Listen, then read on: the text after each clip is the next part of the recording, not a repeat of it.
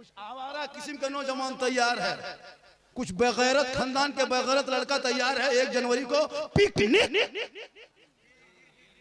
में जाने के लिए, शराब पीने के लिए पिकनिक, डांस करने के लिए पिकनिक, डीजे मुर्गा लेके पिकनिक। शर्म नहीं आती है? अंग्रेजों का तरीका तेरे घर में चाल में पवाल नहीं, और चला है बेटा डीजे लेके मुर्गा लेके पिकनिक, और मोबाइल ले लेके डांस करता है, और उसका मुंह देखो भूत की तरह देखते हैं। अगर कोई लड़का पिकनिक में जाए तो उसको पकड़ो, जहां पिकनिक करेगा वहां शराब पिएगा, ऑटोमेटिक शराब पिएगा। शराबी लोग पिकनिक करता है।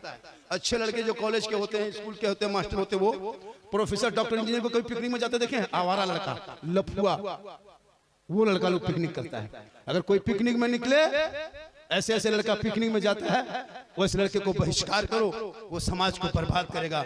हम लोग तकरीर करते करते थक गए और बहुत मौलाना मर गए।